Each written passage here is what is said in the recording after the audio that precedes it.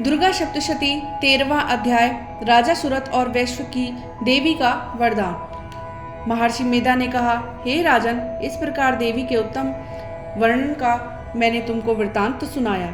जगत को धारण करने वाली इस देवी का ऐसा ही प्रभाव है। वही देवी ज्ञान को देने वाली है और भगवान विष्णु की इस माया के प्रभाव से तुम और यह वैश्व तथा अन्य विवेकी जन मोहित होते हैं और भविष्य में मोहित होते रहेंगे।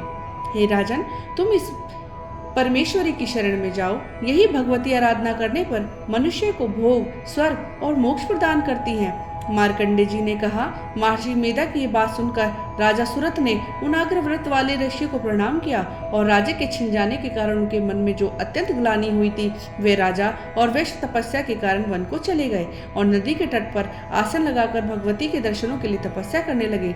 दोनों ने नदी के तट पर देवी की मूर्ति बनाई और पुष्प, धूप, दीप और हवन द्वारा उनका पूजन करने लगे। पहले उनको आहार को कम दिया जाता था, फिर बिल्कुल निराहार करके भगवती में मन लगाकर एकाग्रता पूर्वक उनकी आराधना करने लगे। वे दोनों अपने शरीर से रक्त से देवी को बलि देते हुए 3 वर्ष तक लगातार भगवती की आराधना करते रहे। 3 वर्ष के पश्चात जगत का पालन करने वाली चंडिका ने उनको प्रत्यक्ष दर्शन देकर कहा, देवी बोली, हे राजन तथा अपने कुल को प्रसन्न करने वाले वैश्य, तुम जिस वर की इच्छा रखते हो वे वर मुझसे मांगो, मैं वर तुमको दूंगी, क्योंकि मैं तुम पर अत्यंत प्रसन्न हूँ।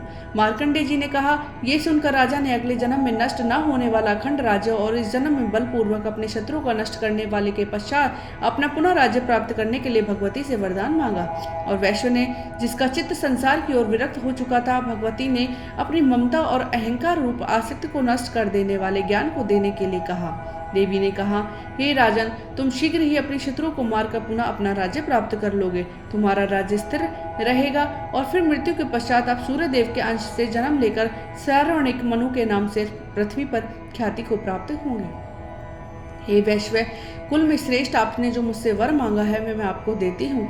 आपको मोक्ष को देने वाली ज्ञान की प्राप्ति होगी। मार्कंडे जी ने कहा, इस प्रकार उन दोनों को मनोवांछित वर प्रदान कर उनसे अपनी स्तुति सुनकर माँ भगवती अंतर्धान हो गई। और इस प्रकार क्षत्रियों में श्रेष्ठ वे राजा सुरथ भगवान सूर्यदेव से जन्म लेकर इस पृथ्वी पर सारणिक मनु के नाम से विख्यात हुए। 13वां अध्याय संपूर्ण। ओम श्री दुर्गाय नमः। जय माता दी।